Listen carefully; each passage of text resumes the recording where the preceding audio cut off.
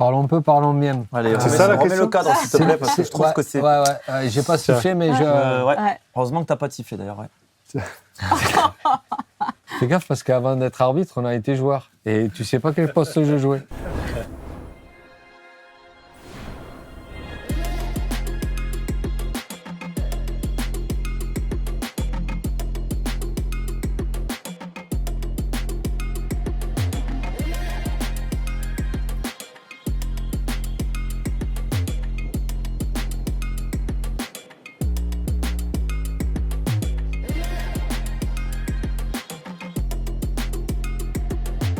Bon, première question. Allez, Carole, ouvre. FFR, J'imagine que c'est moi. je pense.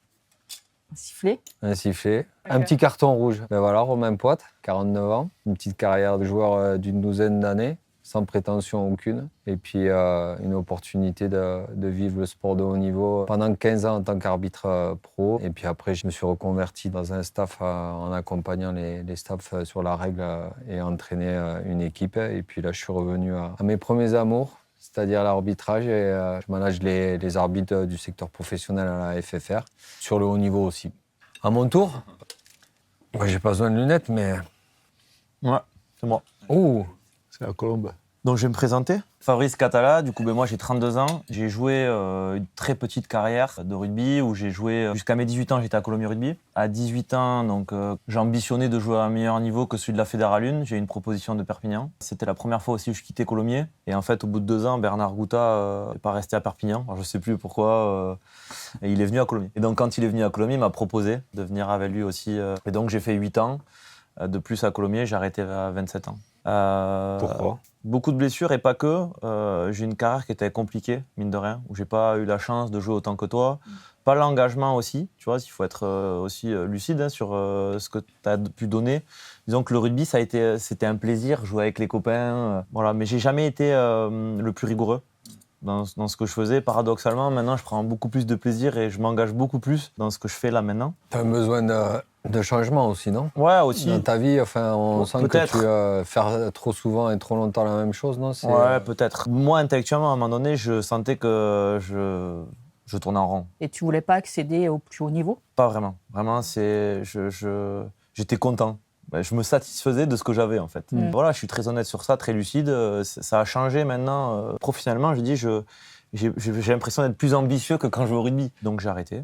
Je me suis mis à mon compte en tant qu'auto-entrepreneur dans plusieurs domaines, dans la communication d'abord, community En management. parallèle, tu avais fait des études pendant ta carrière pro ? Très bonne question, c'est une excellence. Je me suis toujours formé un peu en parallèle, mais TBS Éducation, je l'ai fait, donc le parcours sportif de haut niveau, c'était avant la fin de ma carrière, donc ça devait être peut-être en 2000. C'était la deuxième promotion. Du coup, j'ai fait ça pendant 1 an. Bon, avant ça, j'avais fait des formations en photo, en Photoshop. J'ai toujours essayé, à côté du rugby, de me former. Parce que justement, j'avais ce besoin T'étais curieux. d'aller chercher autre chose que le rugby.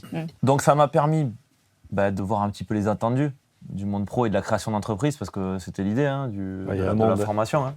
Il y a quand même un petit monde. Pas faire une généralité, mais mine de rien, nous, en Pro D2, on a quand même des salaires qui sont peut-être plus bas aussi. Ouais. Donc on se dit, quand ça va s'arrêter, ça sera plus compliqué de rebondir, etc.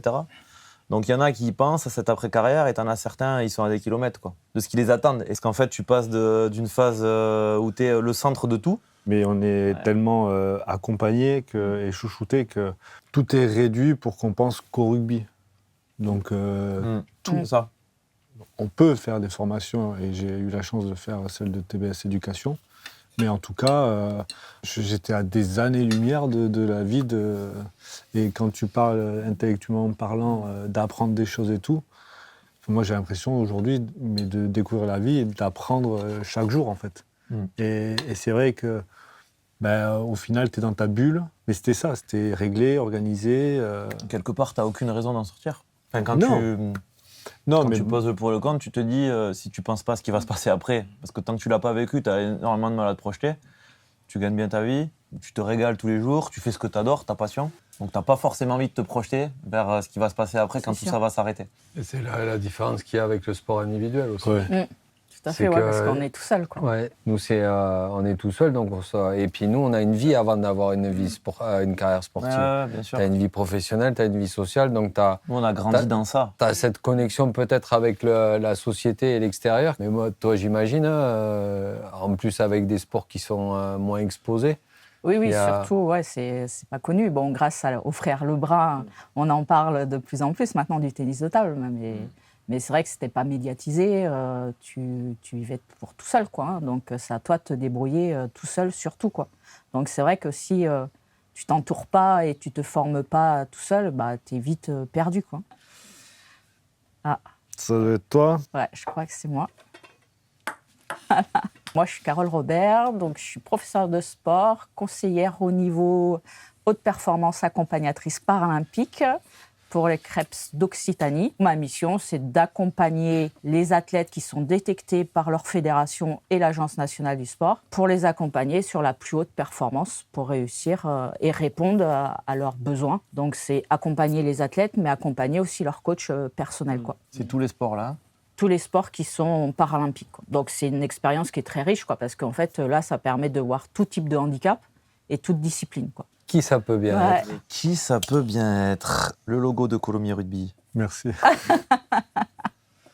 Groupe 15. Ah ouais, je suis allé chercher loin. Hein. Je m'appelle Maxime Médard, j'ai 38 ans, j'ai été pro de rugby pendant plus de 15 ans. Je suis né à Toulouse et j'ai commencé à Blagnac. Il y avait déjà des derbies entre Blagnac et Colomiers, et Blagnac et le stade, mais j'ai préféré traverser la Garonne pour aller au stade, je pense à l'âge de 12-13 ans. J'ai fait toutes mes classes au stade toulousain avec des grands joueurs, des grands entraîneurs, des grands présidents. Le sport m'a permis de sortir d'une scolarité moyenne et compliquée, mais m'a remis aussi aux études grâce à TBS Éducation. Et ça m'a permis, en fait, aujourd'hui, grâce à cette formation, de créer ma société, d'apprendre un métier, d'apprendre à suivre des clients, de trouver des clients. Quand on parlait intellectuellement parlant, aujourd'hui, j'apprends énormément. En fait, je rencontre des gens, je me nourris intellectuellement d'utilisateurs, d'expériences de chacun, de rencontres que je fais. J'avais imaginé mon après-carrière comme avec plein de choses, avec des investissements dans des startups et des projets. Mais au final, c'est grâce à ce diplôme-là, aujourd'hui, que je me réalise en tout cas et que je découvre un univers où j'étais loin, à des kilomètres. Le sport de collectif, on est très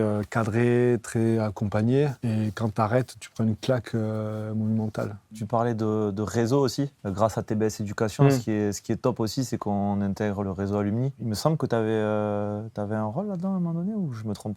Il est arbitré. Non. Moi, je me suis orienté vers l'école parce qu'il y avait un partenariat qui était avec les joueurs et j'avais envie d'adhérer pour continuer justement cette découverte du monde. Et la formation elle m'a permis à l'école de me nourrir. J'ai tellement eu de reconnaissance pour ce que l'école avait pu me donner que je suis rentré à la fondation de TBS Éducation. J'ai pas fait d'études moi non plus. Je me suis arrêté au bac et puis après je suis parti en formation policière et j'avais envie de m'évader. Puis de retrouver cette communauté, continuer le lien avec l'école et tout simplement dire merci à l'école. Et donc moi je suis rentré à la fondation et après j'ai toujours gardé un lien avec le business unit manager. Moi ce qui me marque c'était ce besoin de continuer à s'ouvrir aux autres mais de façon différente. Et de reconnecter avec d'autres formations pour les encourager et qu'il y ait cette prise de conscience parce que c'est un rouleau compresseur le sport de haut niveau.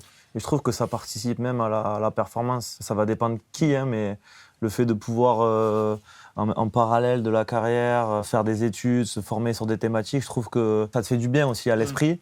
Et quand tu arrives au rugby, tu es encore plus impliqué dans ce que tu fais parce que en fait, tu as aussi autre chose à côté qui te fait un peu penser à autre chose et déconnecter des fois. Et voir les choses différemment. Et voir les choses différemment. Tu prends du recul. Tu n'as peut-être pas l'ouverture d'esprit de te dire, voilà, mais en fait, juste à côté, là, en dehors du terrain, en dehors du stade, mais c'est la vraie vie, c'est peut-être différent. Je pense que c'est important, c'est pas évident de suivre une formation. Je pense qu'il faut être prêt. Moi, j'ai mis 10 ans avant de rentrer dans une formation. Grâce à une personne, leur vie tout. J'avais fait une autre formation avant, qui m'avait donné l'appétit de réalimenter ma curiosité avec la formation. Et en fait, chez TBS Éducation, ce qui me faisait peur, c'était la soutenance. Donc j'ai mis du temps avant de l'accepter, mais c'est grâce à l'abnégation de Laure qui m'a poussé à la faire. Et cette formation, au final, j'étais prêt à la prendre à ce moment-là parce que d'un, j'étais plus mature, un peu plus en confiance. Puis j'avais déjà investi dans des sociétés, mais quand tu investis dans des sociétés, tu donnes ton argent, ton réseau, mais tu n'apprends pas grand-chose en fait. Donc, pour ma part, D'autres s'investissent peut-être plus opérationnels dans les entreprises. Mais j'avais envie d'apprendre, j'avais une soif d'apprendre, mais de découvrir la vie et d'avancer. Parce qu'on a on a toujours envie d'avancer, toujours envie d'apprendre et tout. Toi, Carole, je sais pas, c'était quoi, toi, ta volonté quand tu as voulu faire la formation? Tu étais déjà établie, tu avais déjà un job? J'avais déjà un job, mais j'étais entraîneur de l'équipe de France pendant 10 ans. Et en fait, j'ai toujours vécu dans le monde du sport aussi. Et ce que je voulais chercher, c'était un peu découvrir le monde de l'entreprise. Ouais. Et cette formation, c'est ce qui m'a aidé à partager des moments avec des collègues qui étaient dans l'entreprise. Et c'est notre vision, parce que c'est vrai que dans le milieu du sport, de l'associatif, c'est toujours la même chose. Et je trouve que c'est notre vision et c'est ce qui me manquait. Et en fait, j'ai fait cette formation dans ce but-là, de rencontrer d'autres personnes, d'avoir une autre vision, connaître ce monde de l'entreprise que je ne connaissais pas et que ça permet de créer vraiment un état d'esprit, puis un autre réseau. Comment as-tu pu concilier ta carrière, ta vie personnelle et ta formation chez TBS Éducation? C'est 4 heures par semaine, sûrement que peut-être ça va changer un petit peu, mais c'était lundi soir et mardi soir, 2 heures. 18h, 20h. Donc, quand tu es sportif de haut niveau, c'est des créneaux sur lesquels, normalement, tu es plus ou moins libre. C'est hyper adapté, c'est complètement. vrai. Et tu peux mener une vie à côté sportive. Tu n'as aucune contrainte. Même en fin de journée, là, ça te permet de t'évader, de sortir de ton quotidien. Et c'est vrai que les créneaux, ils étaient complètement adaptés à une vie où tu pouvais concilier les deux sans te poser 50 questions et avec un petit 4 à 5 heures de travail asynchrone dans la semaine que tu pouvais placer comme tu voulais et vraiment t'es maître de ton temps. Tu disais que tu avais cette pression, mine de rien, alors que les sportifs, on joue quand même devant du monde. C'est vrai qu'on ne se rend pas trop compte parce qu'on est né dedans et en fait, on a cette pression de la soutenance, mais au final, quand on fait la formation, on se rend compte que c'est tellement bien amené au cours de l'année que même s'il y a ce petit stress avant la soutenance, il est méga bénéfique parce que, en fait, on se rend compte que dans le monde de l'entreprise, on sera amené à parler tôt ou tard. Et en fait, c'est un super entraînement pour progresser à l'oral, pour se challenger, pour se mettre un peu en difficulté, parce qu'on a l'impression qu'on se met en difficulté au rugby ou dans les sports, mais en fait pas vraiment parce qu'on est dans nos zones de confort. C'est ça. Mais c'est naturel, c'est naturel et c'est presque un réflexe naturel. Alors que là, quand tu vas te confronter à quelque chose que tu connais pas, ça peut être réducteur, mais même en termes de management, tu te manages toi. La formation t'apprend à te manager toi, parce que si tu es chef d'entreprise, tu vas manager les autres, mais est-ce que tu te manages toi? Est-ce que tu as des clés pour te manager? Comment t'as fait toi, Carole, pour concilier tout ça justement? J'avais une question. Voilà, c'est pas ça. Mais c'est pas ça. Non, mais c'est quel était son projet? Parce que le projet, au final, tout au long de la formation, t'évolues sur le projet et la soutenance est sur une problématique de ton projet. Donc, quel était ton projet de soutenance? Il y a 7 ans, j'ai monté un projet avec Airbus sur la conception d'un fauteuil roulant adapté pour les sportifs de haut niveau. Pour moi, quand j'étais entraîneur de l'équipe de France, je considérais que le matériel n'était pas adapté aux sportifs de haut niveau. Et en fait, j'ai fait la rencontre par hasard avec un ingénieur de chez Airbus qui était en situation de handicap. Et en fait, ça a très bien se matché. On ne savait pas tous les deux qu'on avait un lien du handicap, quoi. Ouais. J'avais la vision de Paris 2024 et je dis il faut vraiment qu'on crée quelque chose pour les athlètes de l'équipe de France. Et en fait, on a monté une petite équipe bénévole de chez Airbus, d'ingénieurs qui étaient intéressés par ce projet. On a conçu un premier fauteuil donc en 3D, on a scanné tout ça avec vraiment des équipes, des gens qui étaient vraiment incroyable. Il nous fallait du matériel et en fait, le matériel, on a convaincu aussi Airbus, c'est de travailler sur le développement durable. Le A350, quand il arrive, des fois, certaines chutes d'avion sont périmées. Donc en fait, on voulait récupérer ces chutes d'avion pour après concevoir un fauteuil. Et en fait, avec les ailes du A350, on a conçu un fauteuil tout en carbone. Et donc, l'objectif, c'était de le rendre plus maniable, plus léger, plus rapide. C'est le premier au monde. Mon objectif, c'était qu'on reste au moins jusqu'aux Jeux de Paris, qu'on développe que pour les athlètes qui iront aux Jeux de Paris. Et en fait, le pari a été gagné parce que j'ai réussi à faire une convention avec Airbus et l'Agence nationale du sport. Ça, c'était super pour moi. C'est l'aboutissement aussi de ce projet. Et donc, on a réussi à avoir cette clause en disant que jusqu'aux Jeux de Paris, on allait développer plein d'outils pour améliorer cette performance des athlètes. Et donc, mon projet était là-dessus, quoi. Et j'en suis plutôt fière parce qu'on a réussi, quoi. Parce que là, est-ce que tous on avait un projet quand on est rentré dans la formation? Moi, j'en avais pas. Toi, t'en avais un? Oui. C'est quoi? Comment mieux arbitrer? Ouais. Moi, c'était Non. celui-là, ouais. Je pose la question parce que moi, j'avais pas de projet en fait. Il y avait Si, je t'ai dit, c'était de mieux arbitrer. Ouais, mais ça même si Non, c'est la pas- formation, elle a une forme d'excellence dans la.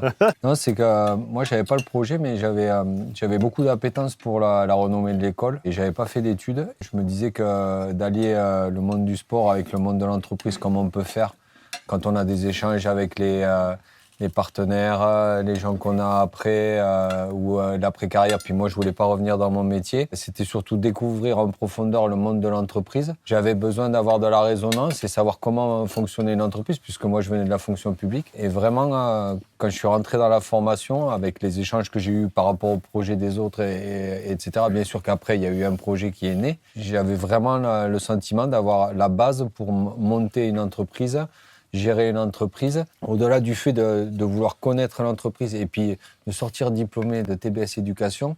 Quand tu n'as que le bac, franchement, moi c'était un de mes premiers objectifs. C'est voilà, TBS Éducation, c'est quand même une école qui a une renommée, enfin, qui a un rayonnement sur le territoire. Avoir cette opportunité-là en tant que sportif de haut niveau, de rentrer dans une formation et qui est complètement adaptée en plus à moi, ce que je peux être, avoir du temps et m'en dégager pour me challenger.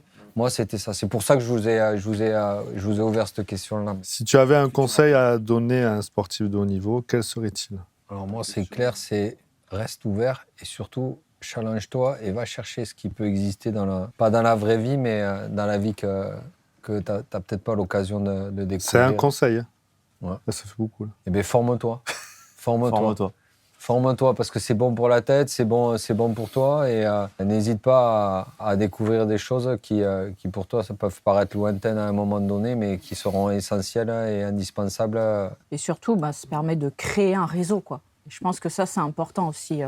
Le conseil, c'est vraiment de se créer ce réseau, ton propre réseau, et de partager avec les autres, quoi, parce que tu apprends 10 fois plus, quoi. Parce que chacun a sa propre expérience, tu développes des compétences, tu prends des compétences dans chaque personne, et ça, je trouve que c'est important. Ce serait quoi, toi, ton conseil, si tu devais donner un conseil? C'est déjà de lire les documents, se former, être curieux de ce qui se fait Lui aussi, à ils vont donner l'extérieur. beaucoup des conseils, finalement. Je suis passé par plein de phases et quand tu es en fait, même moi, maintenant, tu vois, quand je reviens au stade, quand je croise la plupart des joueurs et que j'ai joué à peu près avec 80% des joueurs, je sens le décalage qui est naturel, mais qui est pas méchant, mais qui est présent. Au final, eux, t'es dans un autre monde, donc il faut leur faire comprendre que c'est important de se former, d'aller voir ailleurs, d'être curieux de ce qui se fait en dehors, de travailler le réseau des clubs, parce que c'est ce réseau-là qui te fait vivre demain. Il faut agir, dans sa carrière plutôt que réagir quand tu es au pied du mur. Moi, le conseil, c'est qu'en fait, demain, c'est déjà trop tard. Et une fois, je me suis fait reprendre par un jeune, je lui ai dit... Là, j'ai compris que j'étais sur la fin quand je lui dis, tu vas voir, le temps passe vite, ou je sais plus ce que je lui avais dit, un truc dans ce sens, et il m'a dit, mais ouais, t'es vraiment vieux là, Fabrice, comme ça. Et j'ai dit, en fait, on a l'impression qu'on a le temps, mais en fait, non. Parce qu'il faudrait commencer très tôt, tu peux commencer à 22 ans, à 23 ans, il faut être prêt, parce qu'après, derrière, mine de rien, on va attendre un peu de toi. C'est sûr que faire une soutenance, il faut avoir l'envie de le faire, il faut vouloir préparer le mémoire, etc.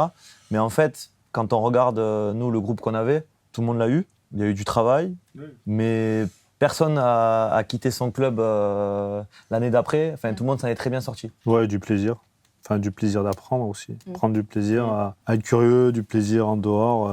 Tu vois, la soutenance, c'est peut-être con, mais tu vois, j'ai joué dans des stades remplis, dans des stades incroyables et tout, mais la montée sur scène, c'était un calvaire pour moi. Devant 3 personnes. Ah ouais, c'était un calvaire. Mais la soutenance... Heureusement, ils t'ont pas mis une estrade, t'es pas monté sur le bureau pour faire style. Hein, Max, tu vois, je parlais avec beaucoup d'émotion, tu vois. Là. Je parie qu'il a mis le short, le maillot, les crampons pour se sentir dans son élément. Non, pas du tout. Non, mais ce que je veux dire, c'est que... Ils nous ont rajouté des points grâce à ça. Il a mis le maillot du Stade Toulousain. On va rentrer, ça marchait pas. Et il a dit qu'il donnait le maillot à celui qui lui mettrait la meilleure note, le connaissant. C'est ça, note moyenne, c'était le short. Ben, je dis pas ça. Non, ce que le dernier avait, j'ai mais, passé 2 mois à travailler cette soutenance, donc non, je l'ai travaillé, on me l'a pas donné. Parlons peu, parlons bien. Allez, remets le cadre, s'il te plaît, parce que je trouve que c'est... Ouais, j'ai pas sifflé, mais Heureusement que t'as pas de sifflet, d'ailleurs, ouais. Fais gaffe, parce qu'avant d'être arbitre, on a été joueur. Et tu sais pas quel poste je jouais. Et j'en ai même pas besoin. Carole, quelle est ta matière top et ta matière flop? Ma matière top, j'ai adoré les cours de communication et marketing. Flop, je dirais les cours de management. Flop, la comptabilité. Je sais pas, j'ai pas pris. La com, forcément, et le marketing, j'aimais beaucoup. J'aimais bien, du coup, désolé. La négociation aussi. C'était sympa. Le flop, je pense que ça a été les cours de droit, ou même si c'est du par cœur, la période, c'était pas forcément la bonne période. Le top, c'est les outils, apprendre les outils un peu bureautiques et tout, c'était plutôt sympa. Bon, c'était le début, donc je me dis, bon, ça va être facile. Et finalement, les droits, c'était un peu difficile, donc voilà. C'est plus dur que PlayStation. J'aurais pu dire top le sport, mais il n'y avait pas le sport. On en avait malheureusement. assez. Et toi? Eh bien, comme toi, la matière flop, c'est celle où j'ai eu le plus de mal, c'était la compta. Bien que c'était intéressant et très structurant en plus. Parce que c'est vrai que la comptabilité, c'est quand même très cartésien. Le top, évidemment, la négo, le management, c'était pour moi le top, quoi. En plus, la négo, on en fait un peu quand on fait le métier que je fais. Donc, moi, j'ai beaucoup aimé toute la partie humaine du management et voilà. Quelles sont les évolutions constatées dans ta carrière à l'issue de la formation?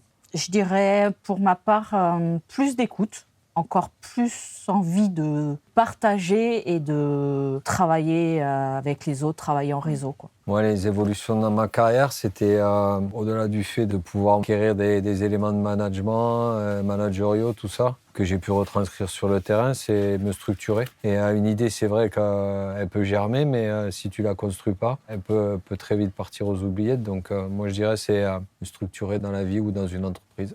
La formation m'a donné beaucoup de confiance sur la prise en parole parce que quand j'étais dans mon cocon, ça allait, je pouvais parler sur le terrain, c'était assez facile, mais parler avec d'autres personnes que je ne connaissais pas du tout, je pense que c'est aussi le partage de réseau, donc de discuter avec d'autres personnes, d'écouter, d'apprendre. Voilà, une méthodologie, comme tu disais, de monter un projet. Puis je pense aussi beaucoup de liberté dans pouvoir entreprendre un projet en fait. Et d'entreprendre, pour moi, c'est la liberté et ça m'a permis de constater que j'en étais capable en fait. Je te rejoins sur le fait que ça donne quand même de la confiance, parce que c'est vrai qu'avant la formation, tu te rends pas tellement compte, même si tu as un projet pro. Moi, je voulais monter mon agence, mais tu te rends pas vraiment compte de tout ce que ça représente en termes d'investissement, en termes d'organisation, tout ce que tu vas devoir gérer. Moi, après cette formation, quelque part, je me suis senti outillé pour pouvoir partir à la guerre dans l'entrepreneuriat et pour pouvoir monter ce que je voulais monter. Alors Carole, un mot pour les futurs sportifs et sportifs du programme. Foncez.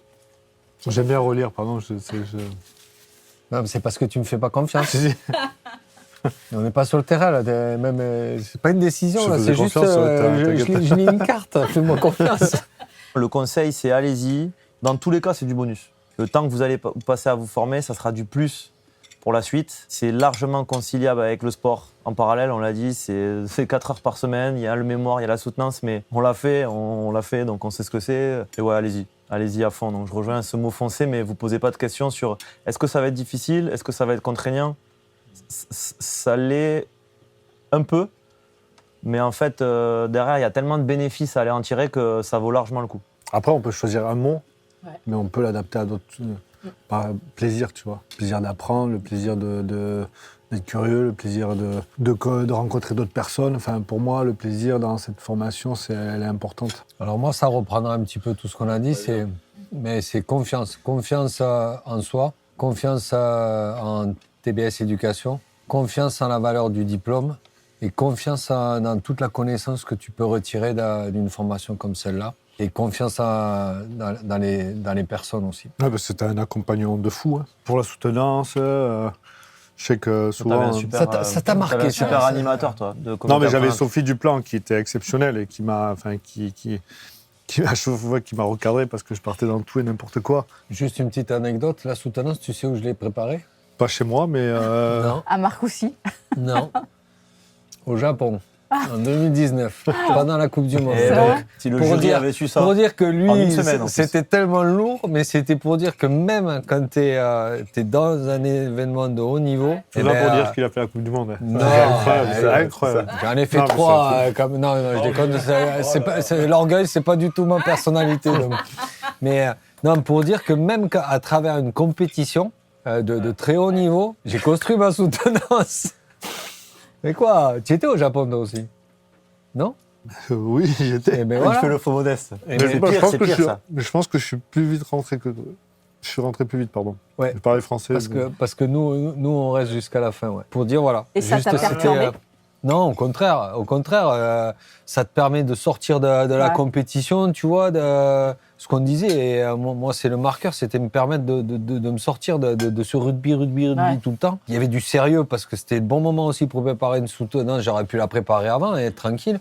Mais c'était le bon moment parce que voilà, il y avait le sérieux de la compétition qui me donnait aussi du sérieux, de la confiance pour construire ma soutenance. Mais que j'appréhendais autant que toi, mon cher. Qu'est-ce qu'on peut te souhaiter professionnellement dans les années à venir? Du plaisir et de la liberté d'entreprendre, de partir sur d'autres formations peut-être, mais en tout cas, voilà, de prendre autant de plaisir que j'ai pu prendre dans le rugby. C'est quelque chose qui est important pour moi. Et je pense apprendre aussi. Continuer d'apprendre. Et de la réussite. Pas des boucliers, parce que j'en ai gagné beaucoup des boucliers. Ouais, T'as pas gagné? Non. Non? Comme toi, je vais répondre côté. singulièrement. Non, mettre à profit toute l'expérience que j'ai eue dans ma vie et continuer à vouloir aller encore plus loin et chercher des choses qui me font évoluer. On apprend tous les jours avec toutes les personnes. Bah, même là, hein, on apprend mutuellement, quoi. Et continuer, je pense, de partager. C'est un Prendre mot qui te tient à cœur, le partage. Ouais, c'est, ça, j'adore ce mot, ouais. Et pourtant, j'adore partager. Tu viens d'un sport individuel. Ouais. À mon arrivée au Krebs, en fait, j'ai basculé sur les sports co. Je coordonnais le DE rugby, le DE handball, rugby 13, rugby 15. Donc, on ne peut pas avancer tout seul, quoi. On peut que évoluer en présence de plusieurs personnes. Donc, je pense que c'est important, ce mot, quoi. D'après toi, quelle est la plus grande difficulté pour un sportif de haut niveau après la retraite des terrains? Pour moi, la plus grande difficulté, c'est de passer de la lumière à l'ombre. Pas juste l'exposition médiatique, mais tout ce qu'il y a autour de nous. Tu as un accompagnement qui est extrême. Et en fait, tu n'as aucune raison d'en sortir. Tu n'as aucune raison d'en sortir, ce qui fait que, quelque part, quand tu arrêtes ta carrière, je ne veux pas parler pour tous, mais tu es encore quand même un enfant. Tu n'as pas pris la mesure de ce qui t'attend quand ça va s'arrêter. Donc, je crois que la plus grande difficulté, c'est ça. C'est d'arriver à être justement au travers des programmes comme ça, de pouvoir l'anticiper un maximum, de commencer à se prendre en main pour qu'en fait, cette transition, elle soit douce. Moi, j'ai mis 1 an avant de revenir un peu les pieds sur terre. Je ne veux pas faire le vieux con, mais l'après est terrible, en fait. Parce qu'on ne se rend pas compte. Quand tu es passionné par ce que tu fais, quand on te dit d'arrêter ou tu prends tes affaires, qu'en fait, la vie avance et tu te dis, ouf, ça va être long après. Et il faut essayer d'avoir une transition un peu plus douce. Donc peut-être d'avoir un pied dans l'entreprise ou le pied dans un projet. Je pense que c'est important d'avoir ça pour avoir une transition plus douce. Et moins où au final, tu as tout et du jour au lendemain, tu n'as plus rien en fait. Moi, c'est la peur du lendemain, la peur de l'expérience qui peut faire peur de se confronter à l'inconnu. Parce qu'on fait tellement de choses naturellement que si tu t'es pas ouvert dans des formations, si tu t'es pas ouvert aux autres, si tu n'es pas sorti de ta petite zone de confort, tu as tellement peur de ce qui va se passer derrière que tu l'envisages pas. Et si à un moment donné dans ta carrière, tu t'es pas dit qu'est-ce que je pourrais faire pour être différent, pour commencer à me dire qu'est-ce qui va m'arriver après, quelle certitude je peux avoir une fois que j'ai fini ma carrière sportive, parce que même si tu fais une formation au début, tu peux t'épanouir encore plus dans ta carrière sportive parce que tu sais que tout ce qui t'arrivera, c'est pas grave parce que tu as ce qu'il faut pour le lendemain et tu n'as plus peur de ce lendemain-là. Et la vérité, c'est que quand tu t'ouvres pas justement sur ces formations, etc., quand ça s'arrête, aux yeux des professionnels, t'es une bille. Ouais. C'est dur, mais c'est la vérité. Et tu l'as dit, T'étais c'est trop sûrement tard. très très fort dans C'est ton trop taf de sportif pro, mais dans le monde du travail, t'es une bille. Et ça, c'est pour ça qu'il y a les dépressions, parce que les mecs qui sont au top du top, rugbystiquement parlant, au tennis, n'importe quel sport, quand ça te tombe dessus, tu tombes de très haut. Moi, je dirais que c'est plutôt mon expérience quand j'étais entraîneur de l'équipe de France.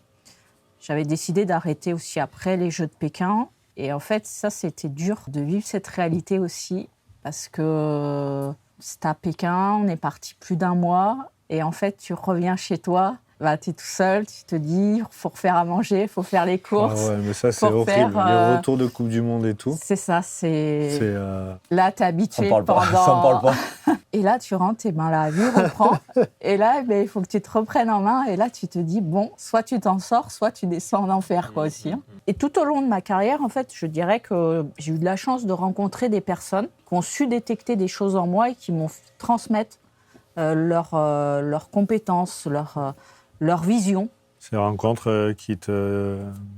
Mais surtout avec l'évolution que va prendre le programme, parce que des échos qu'il y a, c'est qu'il y a une volonté de mutualiser avec différentes disciplines et tout. Donc tu vas pouvoir échanger, avoir des ça, c'est opportunités encore mieux, de encore. découverte. Ça, ouais, c'est bien. Ça ne sera pas fermé à une seule discipline, comme Ah, toi, ça, c'est bien. Carole, C'est très parce bien. que quand tu l'as fait avec... Ouais, et avec d'autres disciplines et puis d'autres mondes de l'entreprise. Moi, j'y étais pas que ben sur voilà. le haut niveau, toi. C'était Il y vraiment avait que sur... Moi, il n'y avait que des rugbyman. Il faut sortir de son environnement et se former, c'est se sortir de sa zone de confort. En fait, quand tu es face à toi-même, est-ce que tu te challenges, quoi? Mais challenge-toi, forme-toi, partage. Tous, on a eu des valeurs humaines qu'on a fait ressortir de la formation, qui sont des valeurs nobles, quoi. Mais mets-toi face à toi-même et tu verras que tu vas grandir, quoi. Enfin, t'auras forcément une évolution. Et en étant un tout petit peu investi, franchement, tu peux vraiment gagner gros, quoi. Un diplôme à la fin. Et ouais, un diplôme C'est comme reconnu. tu dis, comme tu as dit tout à l'heure, avoir un diplôme de TBS, c'est pas rien. TBS Éducation, forever. Voilà, ben merci beaucoup.